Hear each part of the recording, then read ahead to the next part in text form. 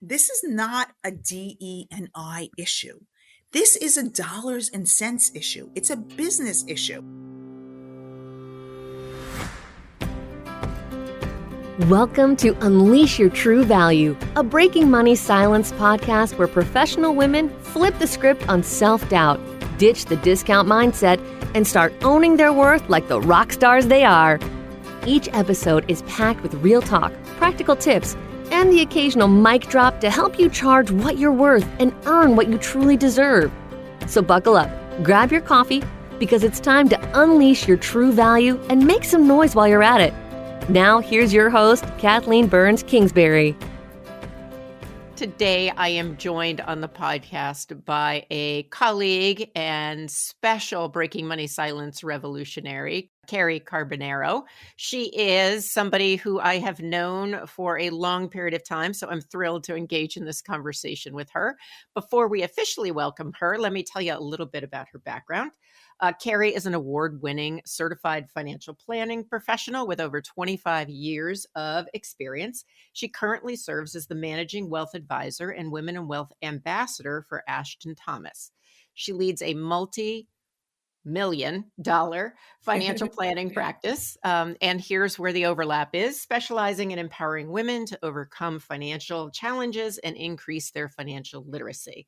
Cary, like myself, is an author. We met when her first book came out, which was a best-selling book called The Money Queen's Guide for Women Who Want to Build Wealth and Banish Fear. That's how we originally connected. And I am so happy to report that she has a new book coming out. It's called Women and Wealth, a playbook to empower clients and unlock their fortunes. Cary, it's so fun to have this conversation with you. Welcome to the podcast. Thank you so much, Kathleen. It's so great to be here with you. I've been a fan of yours for years and years and years. Well, right back at you, Cary. We have a little fan club going here. So today we're going to talk a little bit about unleashing your true value. And I know over the course of 25 years in a predominantly male advising business, being an author in the publishing business, there is probably a lot of different ways in which you either taught other people or you unleashed your true value. But before we get into that, I really want to start with kind of why are you so passionate about empowering women around money and their relationship to money? So I believe, how they say that you have a thread within your life, the one thing that's within your life that if you look back and you can connect the dots. Yep. There's actually a book called The One Thing, but I believe my one thing and what I was put on this earth to do is to help women with money. I look back from early on when I was even when I was helping teach women dance in when I was super young, and then I started a sorority in college to teach women and keep women safe.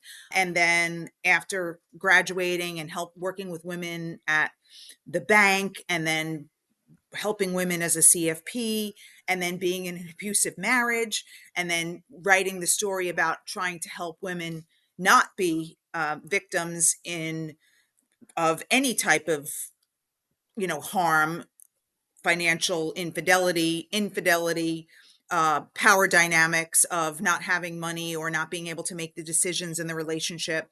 So for me, I always feel like that is what I'm here to do. That is what I was put on this earth to do, because my story is so powerful and because I know so much that I hope that I can affect change in women over time. Wow, that is powerful, just hearing the highlights of it. So, is there a little part of your story that you can share with the audience just so they get a flavor of when you said your story is powerful? Sure. So I had two terrible things in my life that happened to me. I actually write about it in my second book. And one was being married to an abusive spouse. Sorry to hear And that. I know it's okay, but what doesn't kill you makes you stronger. And I knew that I was going to make lemonade out of lemons. And so when it was happening to me, I really thought the world was crashing around me, and I didn't know if I was ever going to get out. But I finally did, and I finally picked myself up and moved on after a terrible, protracted 4-year, you know, $500,000 divorce just in attorney fees. Wow. And so, going through that and knowing what I went through, I knew that I could really help women who were going through divorces or who were in abusive situations or were in any type of a controlling marriage. I knew that I could be the voice of reason for them and they would listen to me. And also I could affect women who to get not get into those situations in the first place. So I felt like that's a really important part of my story. Sure. And then the other part of my story is when my company got sold to Goldman Sachs and I almost lost my career. For 4 years, I went dark and silent, and nobody knew if I was alive or dead, but I couldn't speak or write or go on TV or have my voice or share my influence or help women or do anything because I was under the Goldman Sachs moniker and brand. And unfortunately, it was a very terrible experience for me in my life. Mm, It's funny because I liken both of those situations to very, very similar, where you feel like you're powerless and you have no control and you are, you know, under somebody's thumb, so to speak.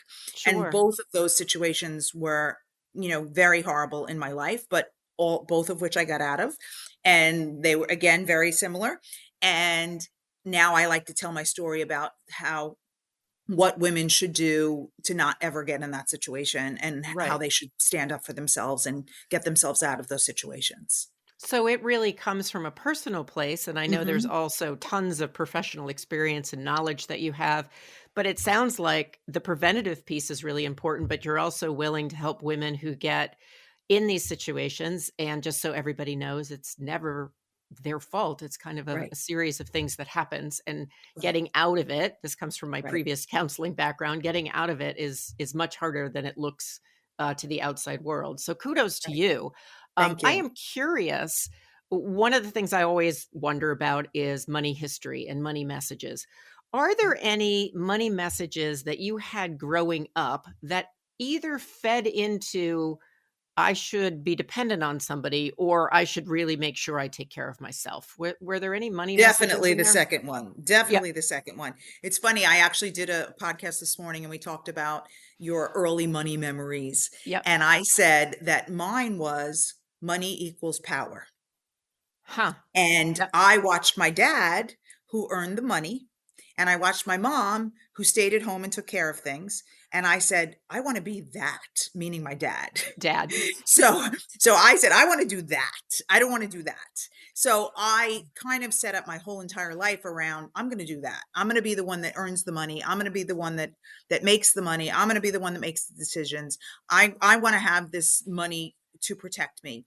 And ironically, I actually had the money in my marriage and I still got taken advantage of and it still didn't protect me. So it's kind of ironic that that's, where I thought my head was at, that if you have the money, you'll be protected. But even that can't protect you from an abusive marriage. Yeah, you smile, but that's hard. But it You so it know? sounds like very early on you knew I'm going to be the earner. I'm going to take care of Mhm. myself. And even though you've had, these ups and downs in your life, you have fulfilled that promise to yourself that you have, despite it sounds like really difficult situations, thrived. And Yes. so knowing what you know and also growing up with the Mhm. money messages that you had, are there any recommendations you would make about how we as women should be talking to younger women in our life about money and power? Yeah. So I believe that every woman on this planet should be self sufficient and should be taking care of themselves. I know you believe that as well. And Yeah. so it's very interesting because it's really socialization, it's how we're raised. I actually did a speech to a New England school, very wealthy area, and I asked, it was a mixed with women and men, girls and boys really, Yeah. because high school students. And I said, how many of you think that you'll, as women, will be responsible for your own financial future? And maybe 5% of the hands went up. And Oh, and they're yeah, I know. young. I know. That's what I'm saying. So you would think, and I'm thinking, okay, some of their moms are stay-at-home moms, but they're still being taught you don't have to take care of this for yourself. Someone else is going to take care of it. Is it your dad? Is it your spouse? Is it I mean, who knows? But I still think that we need to be teaching women that they need to stand on their own 2 feet no matter what. I mean, I don't even believe, I know people do are stay-at-home moms because it's very hard to raise children. But even that, are you going to go back to a career? What happens if you get divorced? You know, you're putting your life at risk and your ability to earn money if you're coming out of the workforce or doing caregiving, which is like impossible because women are always tasked with the caregiving. Yeah. So it's a very, very difficult situation. I just wish that women were from an early age were taught you can do the same thing as men. You can, I was actually raised that I can do the same thing as men. And I was never, no limits were put on me. I never thought that I had a ceiling or that I couldn't do what the men were doing. I didn't even know I was in a male dominated profession until about 15 years into it. And I was like, where's all the women? Like, it was just like, I didn't even know. I mean, that's how crazy it was. And then I was like, oh, there's no women in this profession. So I just was doing it and loving it and was good at it. So I made a realization later on in life that it's not what I thought it was. It's, 80/20. Yes, it is 80/20, and we've been working for many years to have it different, and that's a little stalled. But it's interesting because I was with a group of powerful women who most of them are connected to the financial services industry in some way. And we were all talking about how the majority of us had dads we were close to and family money messages that said, you can do anything. Like it wasn't Wow. about our gender in terms of earning money, me included. And so it's really interesting to hear you say that. So a lot of us are very passionate about empowering women who either got a different message from society or from their family. And it's not about blaming, it's about kind of understanding. But Right. you're raising the issue of like financial literacy, of going in and letting young men and young women and people who, however they identify, to be able to understand that taking care of your finances is kind of an adult responsibility that you can't just give to somebody Give else. away. Right. You know, it's Give like away. nutrition. I feel like we need to know enough to be healthy enough. We don't have to be nutritionists, but we have to be Right. healthy enough to take care of our Right. bodies and move. And same thing with finance. We have to be healthy enough that we know who to hire, who to work with, how to manage, and know the basics. Well, and Um, also the stat is that 90% of women will be responsible for their finances at one point in their life anyway. And that could be that they're in a great marriage their whole life, the husband takes care of it, and then he dies. And yeah. now you've got 20 years more of your life that you have to do it on your own. I don't like when women get into that situation. Hopefully they're going to hire somebody, a fiduciary CFP or somebody like myself to help them. But if they don't, I don't know how they're going to do it. I mean, and I've taught women even how to balance a checkbook, in their 50s and 60s Yes. because nobody ever taught them. Well, and my hope is, although the statistics are kind of mixed, and especially your story highlights this, that the younger generations, younger than us, are taking on more responsibility. I think in terms of earning, like a lot of women, I would say Gen Z, millennials know that they need to be focused on earning and can't be over reliant on a man as a plan. However, it seems like when they get married, some of the research out there says that then women, defer their investment decisions. And Right. so it is Yes. kind of this, we're at this turning point. For you personally, I'm wondering, through the course of these experiences and maybe some other experiences that you haven't talked about, was there ever a time where you doubted your value? And if so, why? And if not, why not? Because I always am curious when it doesn't happen to somebody, why that is. Yeah. So, it's funny. I definitely did not doubt my value ever until I got to Goldman Sachs. Ah, so there's something And that changed. oh, yeah. So it's funny. I actually had said to them, how did I go from being an award-winning financial advisor to being an ant on the bottom of your shoe? because I was made to feel less than in every which way. Hmm. And I started to doubt myself, which is exactly what happens when you're in an abusive marriage too. You start to doubt yourself, and you start to doubt your own worth, and everything about, like, everything gets kind of like washed away, and you don't even know who you are anymore. So it happened to me in both of those bad situations where I completely doubted who I was and if I was good, or, I lost my identity, sort of, right? And so it was very difficult when I got out of Goldman to come back from that. Hmm. I didn't know if I was going to be able to speak again. I didn't know if I was going to be able to write again. I didn't know if I was going to be able to go on TV again. Right. I didn't, all of that stuff. And it was really like a beautiful flower blossoming, and it So, just sort of happened. so before we get to the flower, I'm curious, what do you think it was about the culture, either in your marriage or at that particular firm, that led you to not feel valuable? And then when the flower blossomed, I guess I want to know, like, what made it blossom? So Right. kind of a So, two-part well, question. right. Okay. So, first one is, I would say, misogynist culture. Hmm. There's a book called Bully Market: My Story of Money and Misogyny at Goldman Sachs, that Jamie Fury Higgins wrote about Oh, her interesting. I experience hadn't at heard of it. Goldman. Yeah. Yeah, that's a good one. You would like it. Although her experience is very different than mine. She was a mother, a mom, and she also was there her whole career. So from like the beginning of her career to the end of, Mhm. till she left. And my story is very different because I came into Goldman at a higher level, and then all Yep. they wanted to do was cut my legs off and my arms and put a gag around my mouth. So it was a different situation, because it's interesting, large firms, especially that one, the only thing that matters is the firm. You as an individual have no value.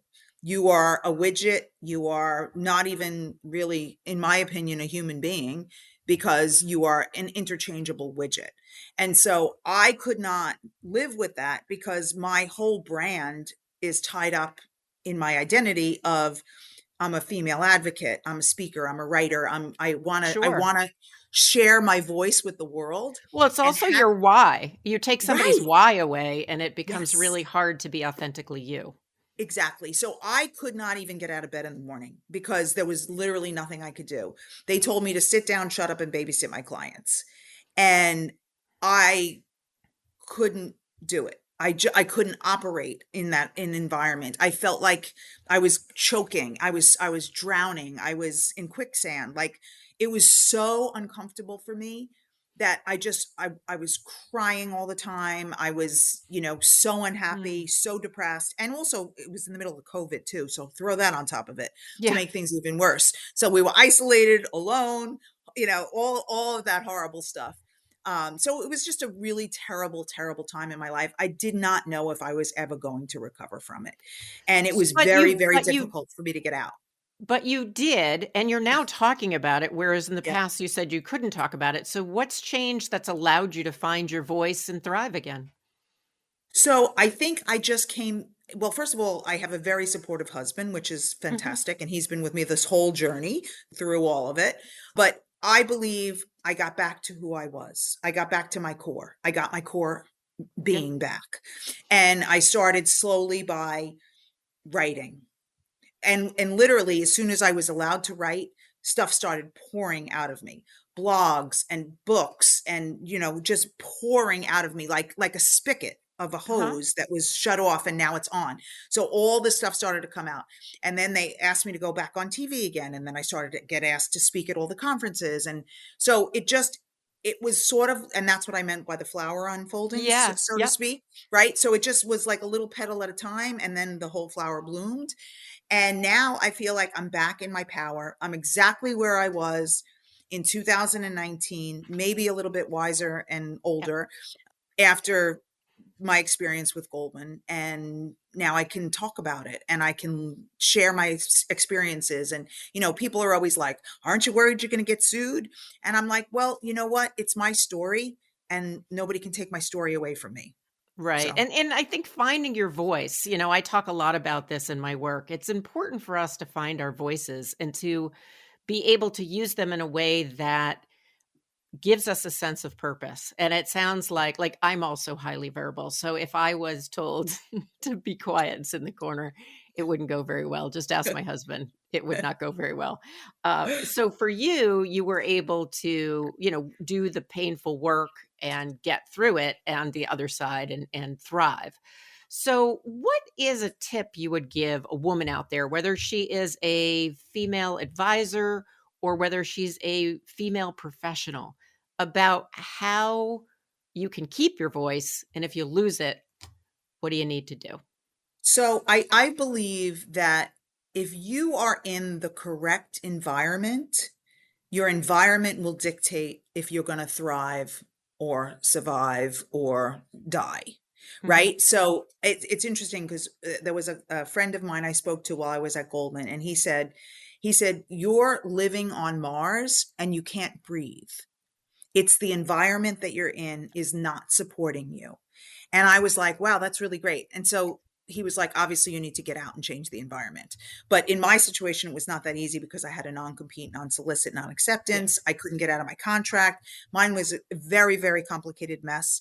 But I would say, get yourself in the right environment. So And culture matters. Like yeah, culture really oh my matters. You gosh, does need it to be in matter? an environment Yes. where you're going to feel good and use your voice to the ability that you want to use your voice. Yes, yes. And it's interesting because my firm before Goldman was United Capital, and I was very supported there. And I felt as good as I feel today where Yeah. I am with Ashton Thomas. I feel the same. When I wake up in the morning, I can't wait to get out of bed. And I can't wait to start my job. And I would rather work than anything else in the world because I love it so much. So it's not even work. That's how much I love it. And when I'm doing it and I'm loving it and I'm losing time, then I know I'm in my power and I'm Yeah. doing what I'm supposed to be doing. Nice. So tell us a little bit about the book, because I feel like you've alluded to, but that the story is in the book. And what's the hope in publishing this new book? Besides, it's a great way to show up and be like, I'm back. Yes, exactly. Thank you so much. Well, your amazing book, How to Give Financial Advice to Women, Yep. from what year was that? Oldie but a goodie. I think it's 2010 or 11. Yeah, so I love that book, and actually and so that book, so I love that your old book, and I actually have something from your old book in my new book. Yes, I thank have you. the How to Be Female Friendly Practice quiz, which I Yep. absolutely love, and we got approval to use it, so that's fantastic. But so the reason I had to write this book was the study by McKinsey that says the next future wave of growth in wealth management is women. And it's this fantastic study that came out in 2020 Mhm. showing that women are going to take over the profession and they're going to be the future wealth management clients, because right now we control 1/3 of the nation's wealth, but by 2030 we're going to control 2/3 of the nation's wealth. We are talking $30 trillion, Yes. T with a T, not a B, not an M, a T, trillion. And there's a recent one that just came out actually last month. Cerulli says that women are going to control by 2048 $54 trillion. It is the most incredible opportunity. I mean, what other industry that is giving on a platter, we're telling you this is a $1 trillion opportunity. Women are a $1 trillion opportunity. And the industry is not ready for it and not doing the things right. And it's not female friendly and it's not welcoming to women. And the jargon is wrong and the phrasing is wrong and the sales process is wrong. So I wanted to change that for the industry. That is why I wrote this book. So this book is my homage to the industry for women. I Yep. want it to be I want a woman to go into a financial planner and get treated with respect, correctly, spoken to correctly. And that's my whole purpose for this book, is Well, to change it. it's interesting because in 2010 I wanted to change it as well, and I feel like it put a crack in it, but it hasn't changed. And if anything, in the past year, we've slid back. And Yeah. so it's really great that you're carrying this torch and other women out there. Not that I'm retired yet, but I love the idea of really continuing to say, hey, we're not there yet. And We are part of me not. can get really discouraged that it's been 20 years and we're not there yet. And part of me is like, okay, that just means, we have to fight a little bit harder. And Right. so I am curious, you know, if somebody is going to pick up this book, what is the one thing or the one message or the one call to action you'd like them to take? Well, each chapter has its own call to action. So in every single chapter, I have questions to ask yourself and Yep. questions to ask your clients. And so the whole book is action packed. I couldn't even come up with one thing because it's literally Yep. hundreds of things to do. So even if they do 10 things out of the 100 things, they're going to be better off than they were before. Yes. Yes. And they're going to be able to connect with women in a better way. They're going to have lasting clients. The other thing is, as you know, with our 80% men, 20% women industry, the other stat that everybody loves to quote is, and why we know it's not working, is how many women leave their advisors, Sure. right? The And 70%. so, it's 70, it's 80, it's 90. It depends which study you look at. So let's split the difference and call it 80. So 80% of women are going to leave their advisors when their husband dies. So you think you did all this work and now you're just going to lose the client. So what I always say is, this is not a DE&I issue. This is a dollars and cents issue. It's a business issue. Connecting with women clients is the biggest business opportunity Sure. for financial services and wealth professionals. It's unbelievable. It's the greatest wealth shift ever in my lifetime, in your lifetime, and we are not ready for it. We are not. I'm hoping that this book makes a dent. And it's funny that you say that, how you're, the little crack. I used to say, I feel like I'm pushing a boulder up a hill and then it's rolling back on me. Yeah. Yep. So I feel this exact same way. But if this book gains traction like I would like it to, I believe maybe we'll crack it a little bit more. Excellent. I'm all for bashing it in.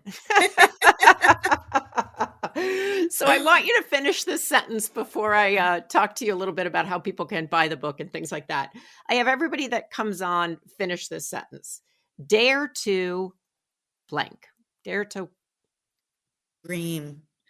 oh Dream big. yeah. Dream as big as you can. There's no limits. Don't put any limits on it. Just come up with the biggest thing you can think of and go for I love that. No one has said that yet. So that's cool. Well, Cary, it's been so fun to get to know you a it. little bit, hear a little bit more about your story, and certainly find out more about your latest book. So tell us, where can people find out more about your work and where they can buy the book? Sure. So you can connect with me on social media. I'm on pretty much every platform at Cary Carbonaro. My website is carycarbonaro.com, and I have a pre-order link on the page there, which takes you to all the different carriers that are selling it: Amazon, Barnes and Noble, Books a Million, etc. So you can buy it anywhere you'd like. Excellent. Well, I'm so excited. I got to read a little bit of a preview. So I can't wait for the rest of the world to dig in and for you and I and the other people in this industry that really want to make a difference for women, whether they're advisors or clients, for all of us to break money silence together and make that difference. So thank you, Cary. It's been great chatting with you. Thank you, Kathleen. And that's a wrap for this episode of Unleash Your True Value. I hope you're feeling inspired, empowered, and ready to own your worth unapologetically. Remember, your value isn't up for negotiation. It's time to embrace it, amplify it, and let the world know exactly what you bring to the table. If you're ready to take things even further, you don't have to do it alone. As a money mindset and business coach, Kathleen specializes in helping professional women like you rewrite their money stories, step fully into their power, and take their businesses to the next level. Visit kbkwealthconnection.com to set up a free coaching discovery call. Thank you for joining us today. Don't forget to subscribe, share this episode with someone who needs to hear it, and leave us a 5-star review. Until next time, ditch that discount mindset and unleash your true value like the rock star you are.